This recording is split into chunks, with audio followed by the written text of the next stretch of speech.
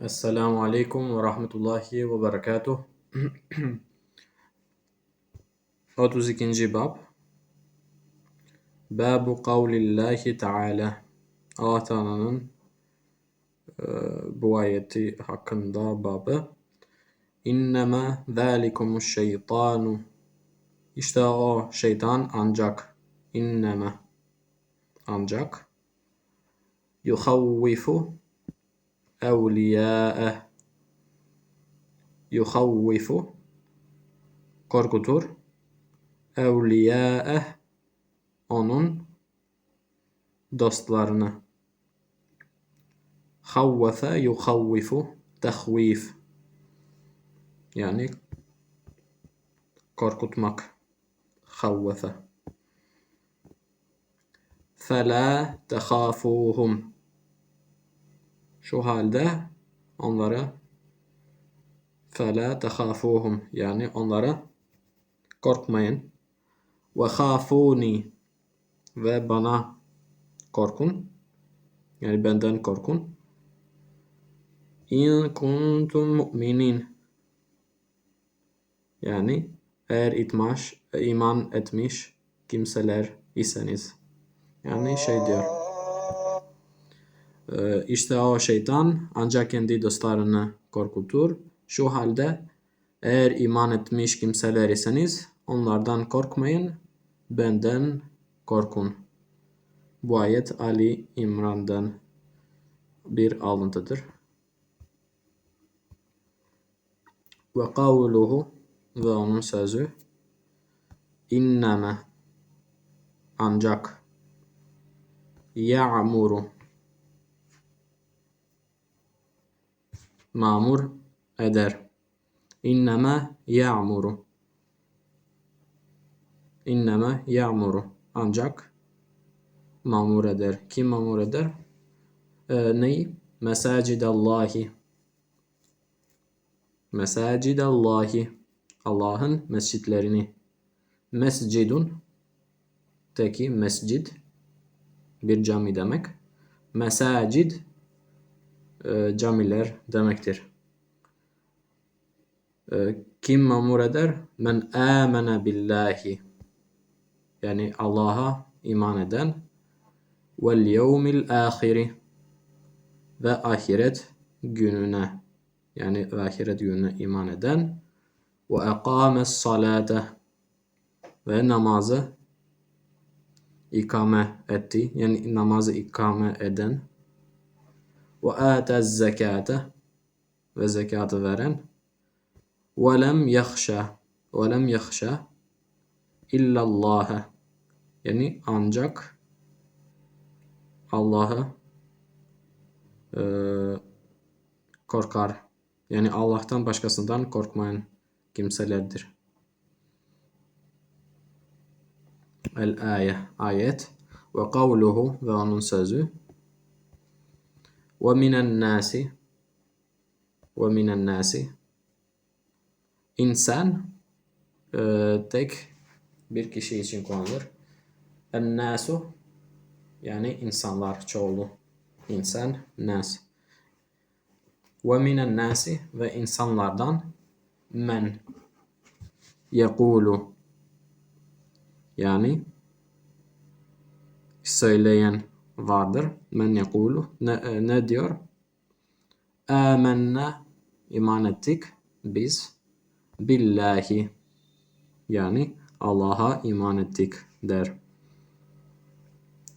Fe izâ uziye fillahi fakat fe izâ uziye fillahi yani Allah uğrunda eziyete uğratıldığı zaman uziye yani eziyete uğratıldı.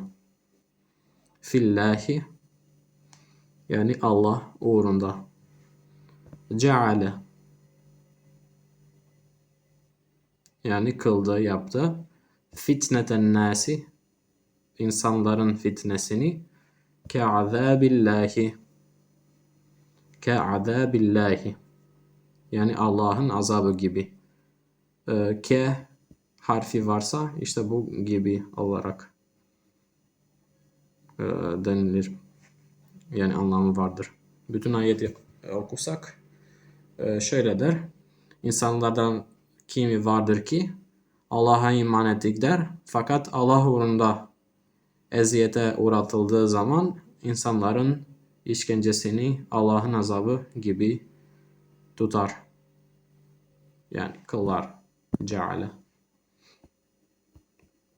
وعن أبي سعيد ve Ebu Said. Yani burada Ebu Said el-Hudri kastediliyor. Radiyallahu anh. Allah ondan razı olsun. Merfu'an. Merfu olarak rivayet edilmiş. Şimdi ne diyor? İnne şüphesiz min da'afil yakini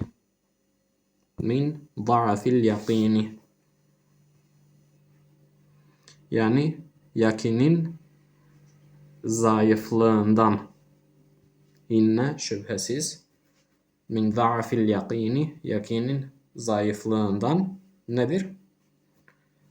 En turdiyen nase bi sehatillahi yani Allah'ı gazaplandırmak bahasına insanları razı etmen. Ve en tehmedehum ala rizqillahi ve Allah rızıklandırmasına rağmen insanlara övmen. Hamide yahmedu övmek.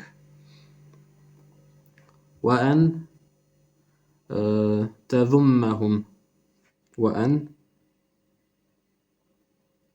tezummehum yani ve senin kınaman ala ma lem yu'tike Allahu ve en tezummehum ala ma lem yu'tike Allahu ve Allah'ın sana bahşetmediğine karşılık insanlara kınaman. İşte bunlar hepsi nedir? Yakinin zayıflığındandır.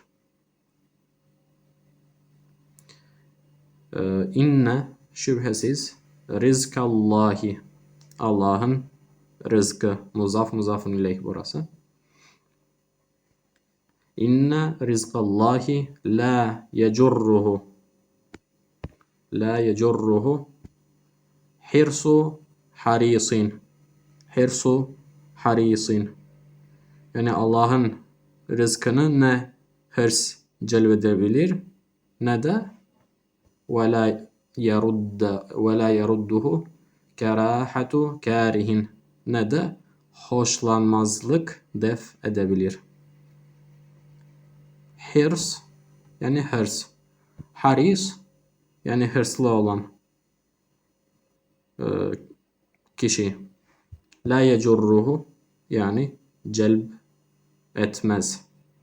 Ve la yerudduhu onu def etmez. Hangisini? Kerahiyetu. Karihin. Karih burada ismu fail. Yani hoşlanmayan kişi karih. Kerahiye yani kerahiyet. Hoşlanmazlık demektir. Ve an Aişete radıyallahu anha ve Ayşe radıyallahu anhadan enne Resulullah sallallahu aleyhi ve sellem kal. Nebi sallallahu aleyhi ve sellem şöyle buyurmuştu. Men iltemese ridallahi bi sehatin nasi. Men iltemese ridallahi bi sehatin nasi. Yani insanların öfkelenmesi bahasına Allah'ın rızasını arayan men iltemese ridallahi bi sehatin nasi radiyallahu anh Allah ondan razı olur. Ve erda anhun nase. Ve insanları da razı eder. Yani insanların öfkelenmesini bahasına Allah'ın rızasını arayandan Allah razı olur. İnsanları da razı eder. وَمَنْ الْتَمَسَ رِضَى النَّاسِ. Ve her kim ki insanları